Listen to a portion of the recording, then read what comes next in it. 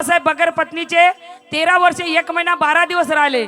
नंतर 15 एप्रिल 1948 मध्ये दुसरे लग्न माई साहेबासोबत झाले. त्यांचा संसार चालला 7 वर्षे 3 महिने 12 दिवस.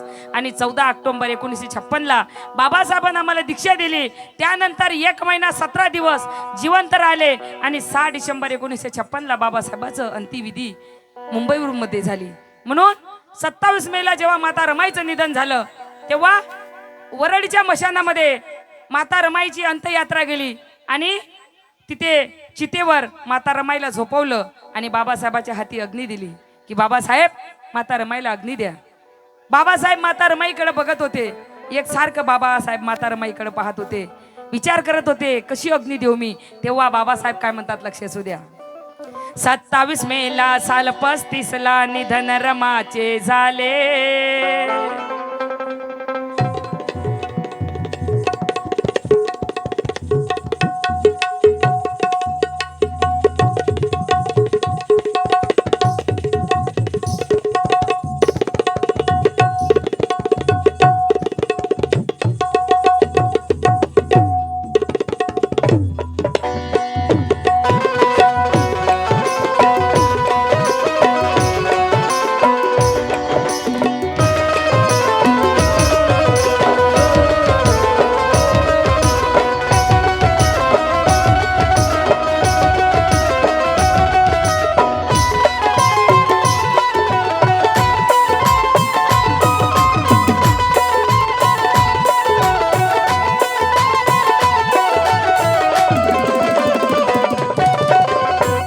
बाबासाहेब म्हणतात 27 मेला साल 35 ला निधन रमाचे झाले.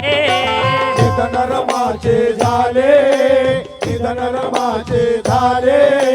भीमरायाच्या जीवनामध्ये मोठे संकट आले. मोठे संकट आले. मोठे संकट आले.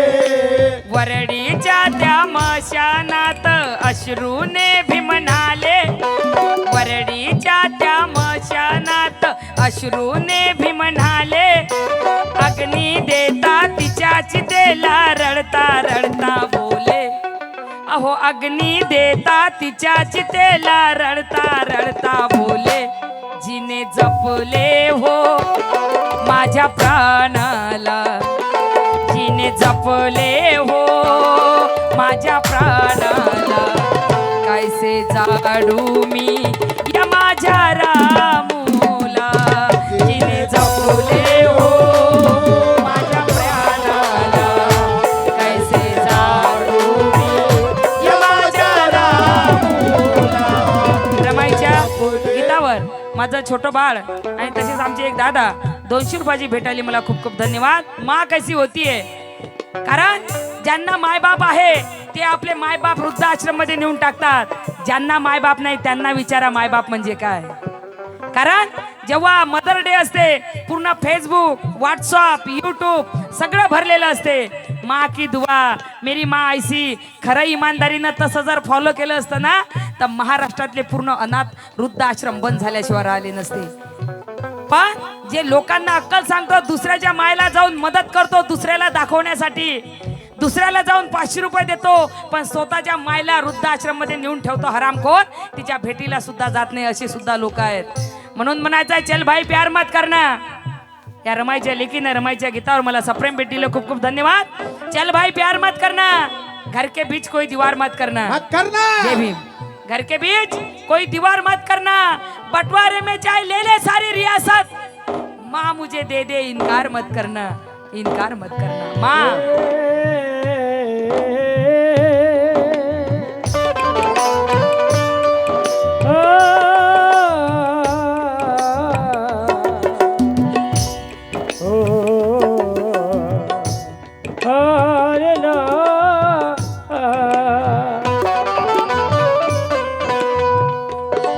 बड़े के हिस्से पर वाह वाह. बड़े के हिस्से पर मकान आया. मंझले के हिस्से में दुखाई ये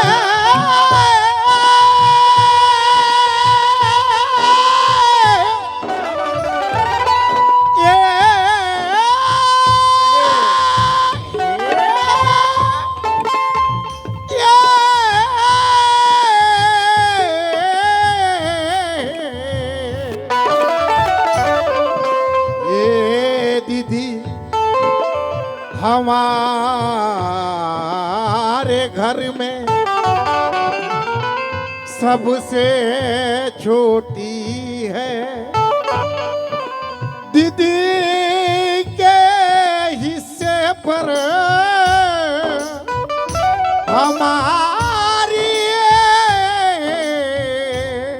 नाई।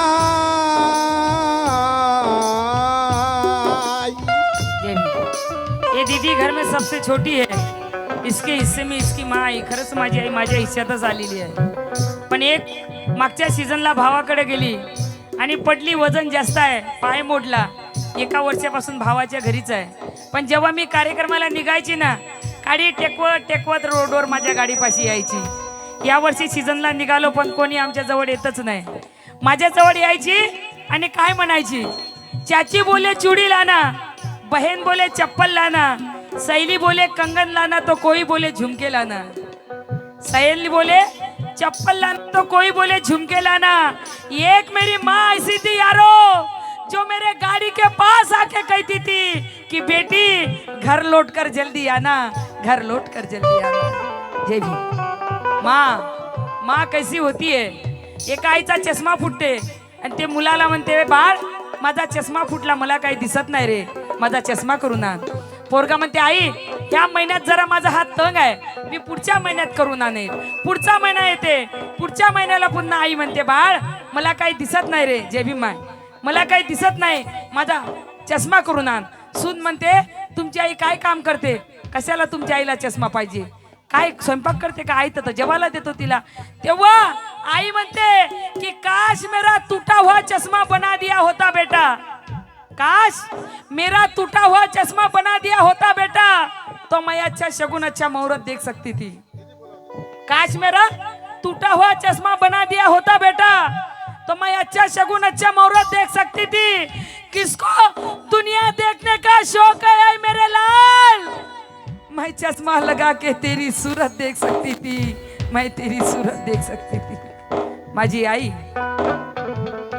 मायाबाई नागदिवे यांच्याकडून माझ्या मायने मला फार मोठा मोलाचा असा आशीर्वाद दिला. जीने जपले हो माझ्या प्राणाला, कैसे जाडू मी या माझ्या राऊला. जीने जपले हो माझ्या प्राणाला, कैसे जाडू मी या माझ्या रामोला.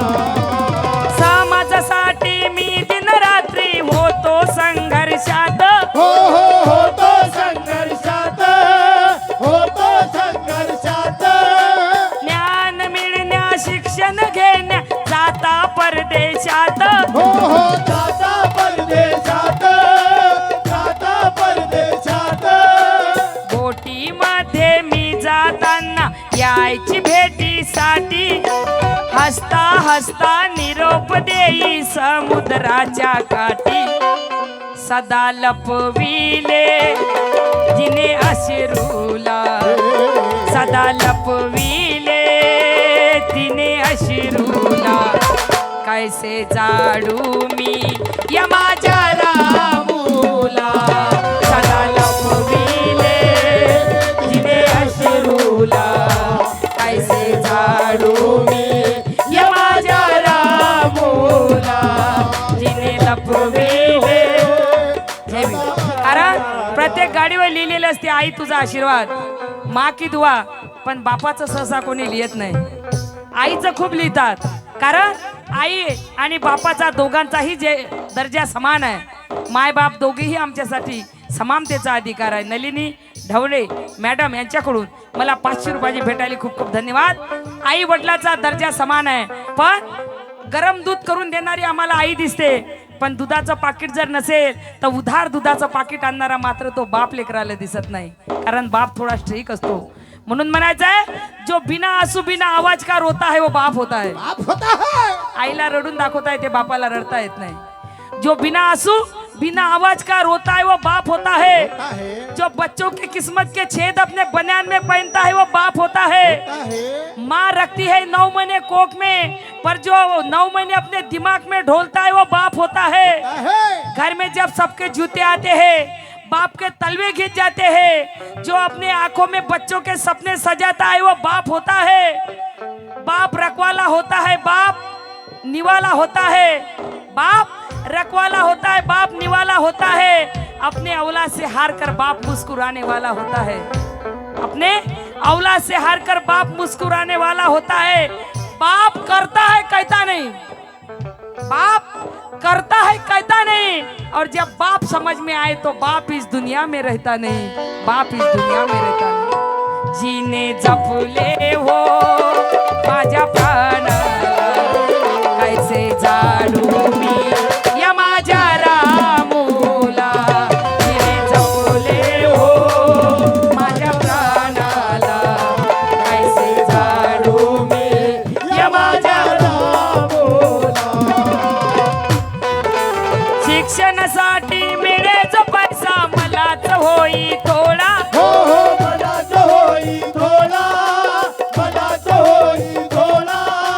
कष्ट करून एकटी ओढी संसाराचा गाडा. हो हो संसाराचा गाडा, संसाराचा गाडा. वरच्या वरची घरची खुशाली कडवी पत्रामधुनी. चिंता आमची करू नका हो राहावे आनंदाने.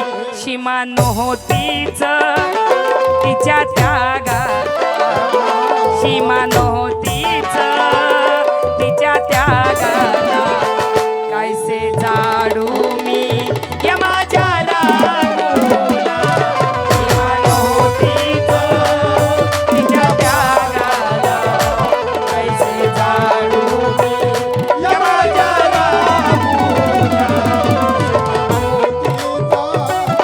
तिच्या त्यागाला.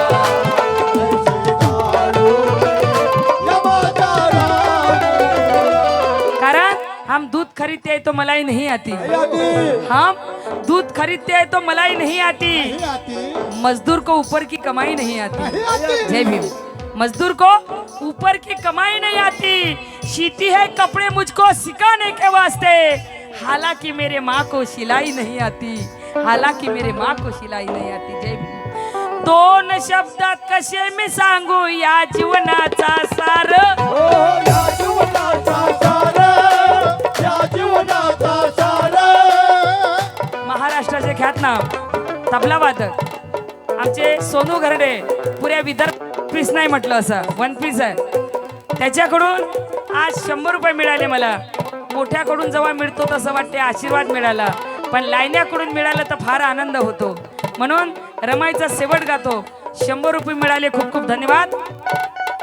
सरिताताई मळामे ग्रामपंचायत सदस्य यांच्याकडून 100 रुपयाची भेटायला खूप खूप धन्यवाद. जय भीम. जय भीम. रमाईचा शेवट गाते, लक्ष असू द्या. दोन शब्दात कसे मी सांगू या जीवनाचा सार. हो हो या जीवनाचा सार, या जीवनाचा सार. जय भीम. माय मावल्यांनो, आताचं गाणं पैशासाठी राहिलेलं नाही. आताचं गाणं जनजागृती झाली पाहिजे आणि समाज प्रबोधन झालं पाहिजे. पण रमाईच्या गाण्यावर जेव्हा रमाईच्या लेकी उठून येतात, मला 10 रुपये देतात, 5 रुपये देतात, मला त्या पैशाची गरज नाही. माय मावल्यांनो, जेव्हा तुम्ही उठून येते तेव्हा असं वाटते मला रमाईच्या लेकी खरंच रमाईच्या गाण्यावर उठून आल्या, मला आशीर्वाद देण्यासाठी तुमच्या पैशाची गरज नाही. म्हणून पण आशीर्वाद तुमचा पाहिजे मला, कारण तुमचं प्रेम आहे. म्हणून आज अंजली भारती आहे. रमाईचा शेवट गाते, लक्ष असू द्या. दोन शब्दात कसे मी सांगू या जीवनाचा सार. हो हो या जीवनाचा सार, या जीवनाचा सार. खुशियों के लिए भेजते बच्चे अरब, खुशियों के लिए बच्चे भेजते अरब. खुशियों की घड़ी आई तो बच्चे नहीं आते. अरे किस काम की परदेश में ऐसे कमाई, जब माँ के जनाजे को बेटे नहीं आते, माँ के जनाजे को बेटे नहीं आते. रमायचा शेवट. दोन शब्दात कसे मी सांगू या जीवनाचा सार. हो या जीवनाचा सार, या जीवनाचा सार. अरे पोटाची पोरे गेली तरी हो दिदला मला आधार. हो दिसला मला आधार, दिसला मला आधार. जय भीम ताई, जय भीम. माँ कशी होती है. मला कधी कधी हा प्रसंग सांगूशी वाटते. एक मुलगा एक आई असते आणि तो मुलगा लहान असताना त्याचा वडील मरण पावते. लक्ष देऊन ऐका माय मावल्यांनो. मरण पावते लहान असताना. पाहता पाहता मुलगा 10 वर्षाचा होते. पण त्या आईचा ना डोळा एकदम बेरूक असते. त्या आईचा डोळा एकदम खोका झालेला असते, बेरूक दिसते. मुलगा म्हणते आई तू ना माझ्या मित्रासमोर येत नको जाऊ, मला माझ्या मित्र चिडवतात. गाई जय भीम ताई, जय भीम, जय भीम.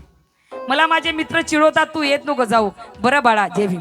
एक दिवस मुलगा शाळेत जाते उपाशी. आईचं मन धरवल्या जात नाही. आई डब्बा बांधते आणि पोराचा घेऊन जाते शाळेमध्ये. जसा मुलगा बघते म्हणते आई तू का आली इथं, तुला सांगितलं मी येऊ नको तरी तू आली. आई म्हणते बाळ तू उपाशी आला होता मा, माझं मन नाही लागलं म्हणून आली रे बाळ, याच्यानंतर नाही येणार मा, जा तू इथून. आई घरी निघून जाते. मुलगा रात्री घरीच जात नाही. आई विचार करते माझा पोरगा कुठे गेला. मोठ्या मुश्किलने मुलगा 12-1 वाजता घरी येते. घरी येते आईच्या पोटोशी झोपते आणि आईले म्हणते आई तुला एक गोष्ट सांगू का ग. सांग ना मा, कुठं गेला होता तू. आई मला ना या गावात राहूशी वाटत नाही. आई मला शहरात शिकायला टाक ना ग. आई विचार करते शहराचा एवढा खर्च कुठून करू, म्हणून गावच्या सरपंचाकडे जाते. दादा हे माझं घर आहे ना, हे घर तुमच्याकडे गहाण ठेवा, जीवनभर मी तुमच्याकडे महिने भोगेल, पण माझ्या पोराला शिकायला जायचं आहे शहरात, दादा मला मदत करा. सरपंच फार चांगली बाई असते म्हणून तिला पोराला शिक्षणाला पाठवासाठी पैसे देते. मुलगाला हॉस्टेलला टाकतात, चांगले शाळेत टाकते शहरामध्ये. आई अनफड असते तेव्हा फक्त मनी ऑर्डर करते, फक्त त्याला तेवढंच तिला समजते. याला त्याला विचारून पोरगा पास होते, पोरगा चांगला शिकते आणि तिकडेच अधिकारी होते. पण आईला फोन करत नाही ना, आईच्या भेटीला येत नाही. मग पैसे पाठवणं बंद होते, पण मुलगा काही परत येत नाही. तिकडेच लग्न करते तरी आईला सांगत नाही. तिकडेच त्याला एक मुलगा होते सुंदर, तरी आईला सांगत नाही. फेसबुकवर त्याचा फोटो येते, एक शेजारचा पोरगा येते, अगं मावशी तुझ्या पोराला बघ पोरगा झाला, हे बघ फेसबुकला फोटो टाकला. आई फोटो पाहते नाताचा, काही झालं तरी चालेल पण नाताचं तोंड पाहिल्याशिवाय मरायचं नाही. म्हणून त्या पोरापासूनच पोराचा ॲड्रेस घेते, त्याच्यासाठी काही गटोडे पिटोडे बांधते आणि शहरात जाते. जशी जाते बेल वाजवते, जशी बेल वाजवते दरवाजा उघडते, दरवाजा पोरगाच असते समोर. हिला वाटते माझा मुलगा मला पाहिल्यानंतर खुश होईल, पण मुलगा म्हणते आई तू इथं कशी का आली. अगं तुला पाहून माझं पोरगं घाबरेल म्हणते. मी माझ्या बायकोला सांगितलं का मला कोणी नाही, मी तुला कशी सांगू का तू माझी आई आहे. माय म्हणते बाबू तुझ्या पाया लागतं मा, तुझ्या दरोज्यात मरेपर्यंत येणार नाही, फक्त एकदा नाताचं तोंड पाहू दे रे, नाताचं तोंड पाहू दे, डबल तुझ्या दारात येणार नाही. तो मुलगा ऐकत नाही, आईला धक्का मारते, घराच्या बाहेर काढून देते. आई निघून जाते. पाहता पाहता काही वर्षे होतात आणि त्या गावच्या शाळेतून शिकून जे मोठे अधिकारी झाले त्या गावात त्या पोरांचा सत्कार ठेवतात. याचा सुद्धा ठेवते, याला सुद्धा तिथं बोलावतात. हा जाते शाळेत, सत्कार घेते. पुन्हा विचार करते गावात आल्यावर जर मी आईच्या भेटीला नाही गेलो तर लोक मला नाव ठेवतील, म्हणून आईच्या भेटीला जाते. आईच्या भेटीला जाते तर घराला ना लॉक लावलेलं असते. शेजारच्या काकू विचारते काकू माझी आई दिसली का. ती आई म्हणते बाळ तुझी आई कुठे गेली मला माहित नाही, खूप दिवसाची गेली, पण जाताना ना हे चिठ्ठी देऊन गेली म्हणे कधी ना कधी माझं पोरगं येईन तर माझ्या पोराला एवढी चिठ्ठी देजो. हे चिठ्ठी घे.